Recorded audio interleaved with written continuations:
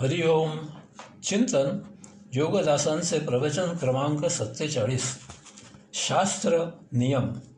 अश्विन महिन्यामध्ये देवळामध्ये दररोज पहाटे काकड आरती करतात. ते थंडीचे दिवस असतात, त्यामुळे काकडतच त्या काकड आरतीला जावे लागते.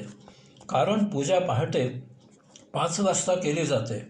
माझी काकू त्या आरतीला दररोज पहाटे आंघोळ करून जात असे. एकदा तिला बरे नव्हते, अंग मोडून आले होते. तरीही पहाटे ती आंघोळ करून आरतीला हजर झाली. आरती झाल्यावर मी तिची हजेरी घेतली. त्यावेळी तिच्या माझ्यामध्ये संवाद असा झाला. माहेरी असतानापासनं माझ्या इतक्या वर्षात मी कधी आरतीला जायचा नियम मोडला नाही हो. अगं काकू, काल तुला बरं नव्हतं, अंग मोडून आलं होतं, त्यात पहाटे आंघोळ करून आलीस. माझ्या माहेरीकडे आंघोळ न करता देवळात गेलेले मी पाहिले नाही हो. हा सोमणांकडून जोशींच्या घराण्याला दिलेला आहेर होता. आंघोळ केलीस आणि शिवात पायात न घालता आलीस. 1.5 शहाण्या, देवाला जाताना चपला घालून जातात का कोणी? 9 वाजता तिला ताप आला. आईने तिला स्वयंपाक करू नका, डबा पाठवते असे सांगितले.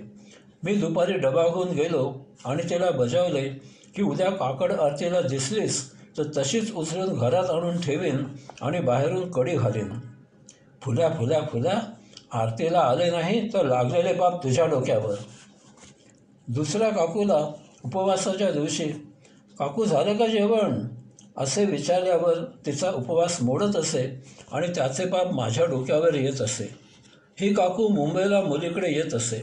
एकदा जाता येता दोन्ही वेळा एसटीत बिघाड झाला. वाटेत 3-4 तास अडकून राहावे लागले. नेमका दोन्ही दिवशी शुक्रवार होता.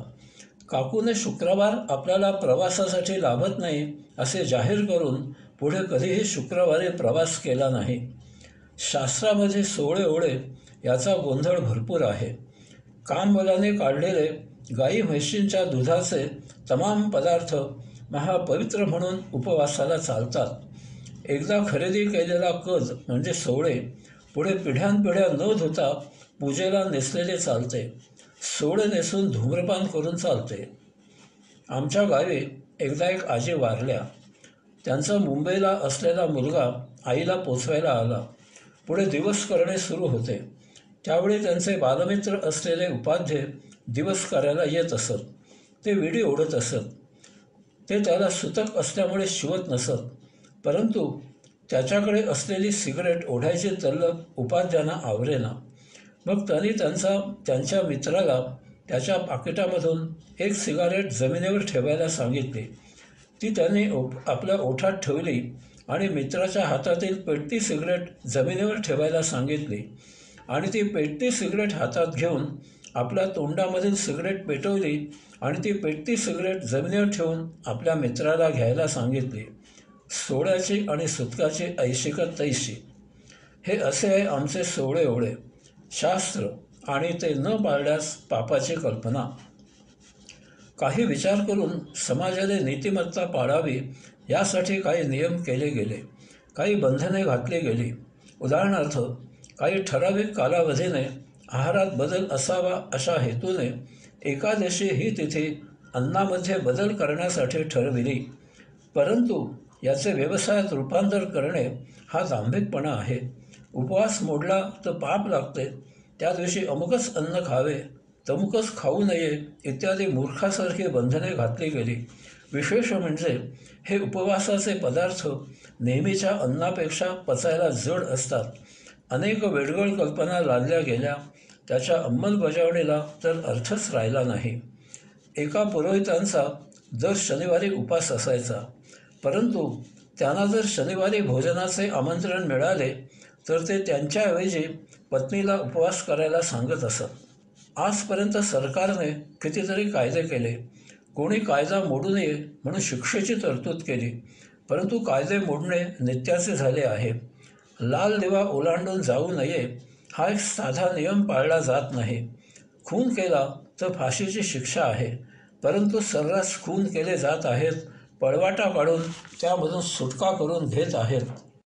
बलात्कार केलेल्या एका गुन्हेगाराला 7 वर्षे तुरुंगवासाची शिक्षा झाली. 4 वर्षांनी त्याला काही दिवस तुरुंगवासामधून सुट्टी मिळाली. तुरुंगामधून बाहेर आल्यावर पहिल्याच दिवशी त्याने त्याच मुलीवर बलात्कार केला आणि तिला ठार मारले.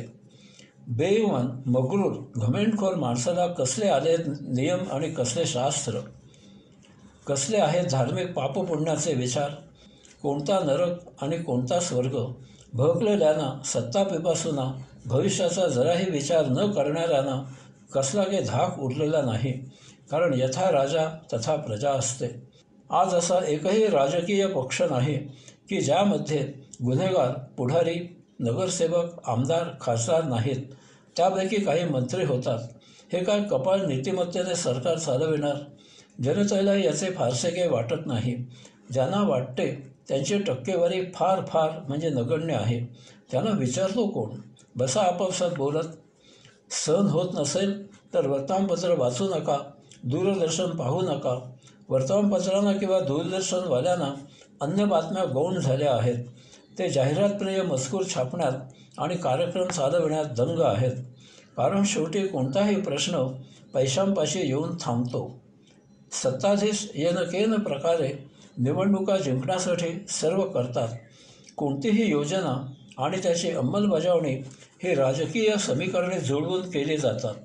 त्यांच्या घोषणा, त्यांचे कार्यक्रम, त्यांचे नाटकी भाषण हे सर्व निवडणुका समोर ठेवून केले जाते. याचा अर्थ इतकाच आहे की दुष्ट विचार, राक्षसी स्वभाव, दानव संपत्ती नष्ट झाल्याशिवाय यात सुधारणा होणे शक्य नाही. यासाठी मूलभूत उपाय म्हणून लहान मुलांवर आध्यात्मिक संस्कार करण्याची इच्छा ज्यांना असायला हवी तेच याबाबत उदास आहेत. त्यामुळे यथा राजा तथा प्रजा असे झाले आहे. यासाठी शास्त्र रचून काही उपयोग नाही. जे शास्त्र मानवी स्वभावासाठी आहे तो स्वभाव महाचंचल आहे.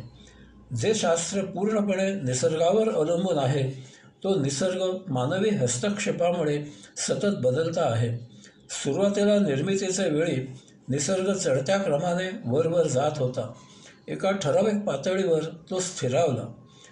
त्याचवेळी मानवाने निसर्गाची महासत्ता, त्याची अनभिषिक्त अंमलबजावणी करण्याची कुशलता, विरोध झाल्यास उलथापालथ करण्याची महाशक्ती जाणून शास्त्र रचले. परंतु हे मानवाच्या पुढील पिढीला पेलवले नाही. यामुळे सकृतदर्शनी शास्त्राचे पालन करत असल्याचे नाटक, अभिनय करत मानवच अशास्त्रीय वर्तन करू लागला. नाईलाज म्हणून शास्त्राच्या विरुद्ध केलेले वर्तन सोयीस्कर होईल तेव्हा नियम म्हणून वापरू लागला. अपवाद हे कालांतराने नियम होतात. ज्यांना नियम काही ना काही कारणास्तव तोडायचाच आहे ते काहीतरी युक्ती प्रयुक्ती शोधून नियम मोडतात. राजरोसपणे शास्त्र गुंडाळून ठेवतात. लोक 4 दिवस ओरड करतात, लक्ष दिले नाही की आपोआप शांत होतात. आमच्या तालुक्यातील एका मंगल कार्यालयाचे मालक असलेले पुरोहित सगोत्र लग्न लावायला नकार देत असत. त्यांच्या पश्चात त्यांच्याच पुरोहित झालेल्या पुत्राने जाहिरात केली की तुम्ही सज्ञान झालेला कुणीही मुलगा आणि मुलगी आणा, आमची बिदागी द्या, मी त्यांचे लग्न लावून देतो. एकदा विश्वामित्र ऋषी हिमालयात बर्फाच्या वादळामध्ये अडकले. अनेक दिवस वादळ सुरू राहिले. जवळचे अन्न तर केव्हाच संपले. त्यावेळी भूक भागवायला त्यांनी बर्फाच्या वादळामध्ये अडकून मेलेल्या कुत्र्याची तंगडी खाल्ली. यामुळे त्यांचा जीव वाचला. वादळ थांबल्यावर ते सुखरूप परत आले. याचा दाखला देऊन ब्राह्मण मांस खाऊ लागले. मांसाहार पूर्ण वर्ज असलेल्या धर्मांमध्ये सर्रास मांसाहार केला जातो. शास्त्राप्रमाणे उपवासाच्या दिवशी रव्याचा गोड शिरा खाणे निषिद्ध आहे. परंतु जर तोच शिरा प्रसाद म्हणून दिला गेला तर खाऊन चालतो. देवाचा प्रसाद नाकारायचा कसा? मग तो प्रसाद छोट्या द्रोणात न घेता ताटलीत घेतला जातो आणि यथेच्छ आडवा उभा हात मारला जातो. शास्त्राचा अर्थ मानवाने त्याच्या उपभोगमय आयुष्यासाठी सोयीस्कर लावला. याचे पहिलेच मोठे उदाहरण की जे पुढील सर्वस्वाला प्रमुख कारण झाले ते म्हणजे अहम ब्रह्मास्मी ही ज्ञानी यांची घोषणा. ह्या घोषणेचा अर्थ आहे जो ब्रह्म जाणतो तो ब्राह्मण. ह्या अर्थानुसार ज्ञानयोगाच्या आणि कर्मयोगाच्या कसोटीवर घासून ब्राह्मण म्हणून मान्यता मिळत असे.